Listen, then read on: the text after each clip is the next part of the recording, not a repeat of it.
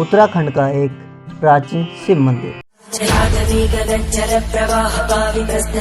जो भगवान शिव के चिंताहरण महादेव शिवलिंग के लिए प्रसिद्ध है।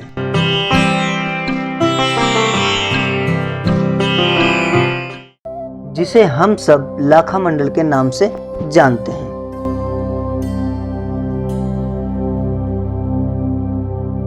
मान्यता है कि यह स्थान महाभारत काल के लक्ष्य ग्रह से जुड़ा हुआ है।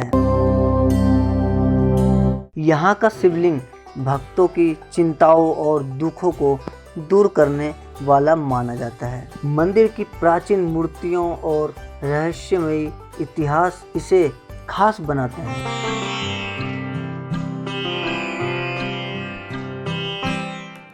सावन और महाशिवरात्रि में यहाँ बड़ी संख्या में श्रद्धालु दर्शन करने आते हैं।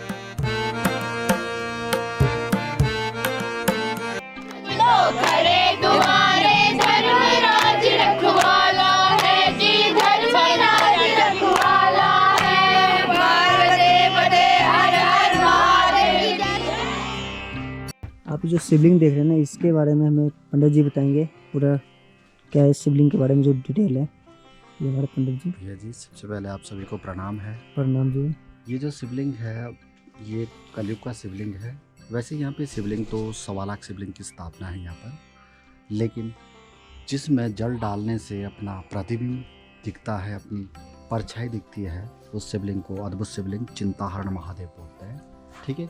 और ये जो शिवलिंग है यहाँ पे मतलब वो शिवलिंग कई तरीके की है, लेकिन ये नेचुरल शिवलिंग है। और यहाँ पे जितनी भी शिवलिंगें निकली हुई है सारी नेचुरल शिवलिंग है। अच्छा। और ये अष्टदलों में बना हुआ शिवलिंग है। अष्टदल इसको बोलते हैं। ये 2, 3 इस तरह की 8 कोण। अच्छा। ठीक है।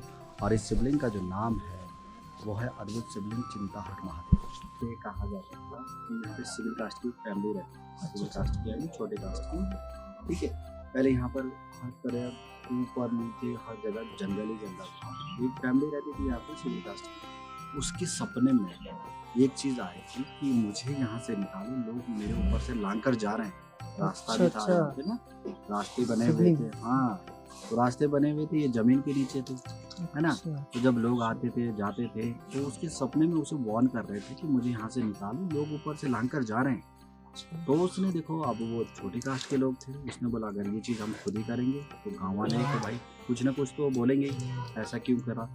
तो उन्होंने गांव के जो बड़े बुजुर्ग लोग हैं, जो समझदार लोग हैं, जिनको पौराणिक बातें पता है, उनसे पूछा, है ना। फिर सारे गांव के लोग इकट्ठा होकर फिर उनको बताया गया कि यहाँ पे ऐसा ऐसा मेरे को शिवलिंग दिखाई दिया है। ठीक है। तो देखो एक बार जरा खुदाई करके देखते हैं।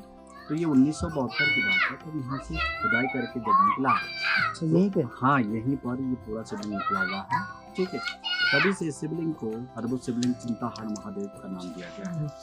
ठीक है। और जब वहाँ पे भी आपने दर्शन करे, वहाँ पे भी चारों युगों के अलग अलग शिवलिंग है ना। रेड कलर का है, वो भी त्रेता युग का है।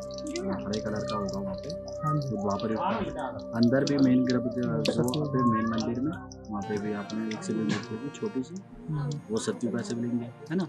देव और दानव भी देखे होंगे, है ना। हाँ बिल्कुल बिल्कुल। देखो ये जो गाँव है ना, गाँव ये देवभूमि के नाम से जाना जाता है। और जो भी यहाँ पे मूर्तियाँ वगैरह शिवलिंग वगैरह है, यहाँ पे हर चीज नेचुरल है। कई जगह होता है ना कि हाथों से बनाई, यहाँ पे कोई बनावट कुछ नहीं है। हाँ। सब नेचुरल।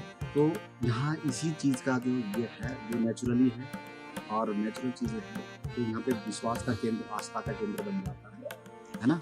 बहुत जगह हम जाते हैं कि हाथ से बनाई हुई कला होती है, लेकिन यहाँ पे ऐसा कुछ भी नहीं है। और शिवरात्रि में यहाँ पर एक स्पेशलिटी है। हर जगह शिवरात्रि होती है पूरे हिंदुस्तान में, लेकिन यहाँ पे वो स्पेशलिटी ये है कि कोई भी मैरिज कपल अगर किसी की संतान नहीं होती है तो शिवरात्रि के दिन यहाँ पर पुत्र प्राप्ति के लिए वर मांगा जाता है। कैसे?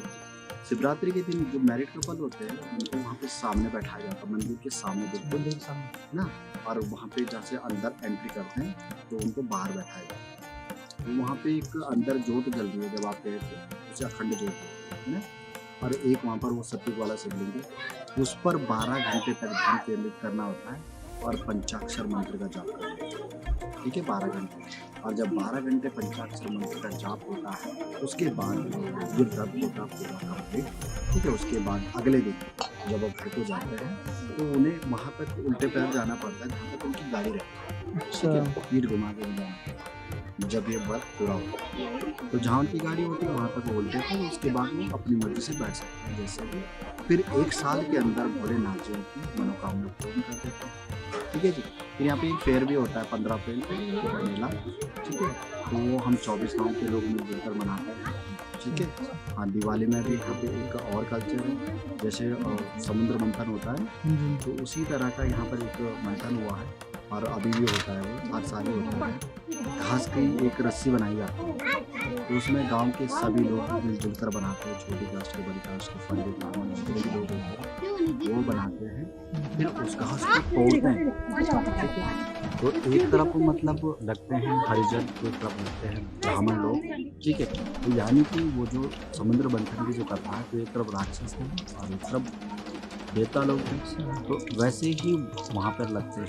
ठीक है, तो उस घास को तोड़ा जाता है। आप लोग बनाते हैं? हाँ, हम ही बनाते हैं। ठीक है, वैसे तो जब वो टूट जाता है उसके बाद नाच गाने लगते हैं यहाँ पर, है ना। और यहाँ पे जो पूजा होती है देखो, एक तो सुबह होती है 9-10 बजे, उसके बाद शाम को आरती होती है। आरती में सभी गांव के लोग सम्मिलित होते हैं, छोटे बड़े सभी लोग, और हमेशा यहाँ पे आरती होती रहती है। पंडित जी का बहुत बहुत धन्यवाद, हमें इतना कुछ बताया। बहुत बहुत धन्यवाद पंडित जी। चलिए।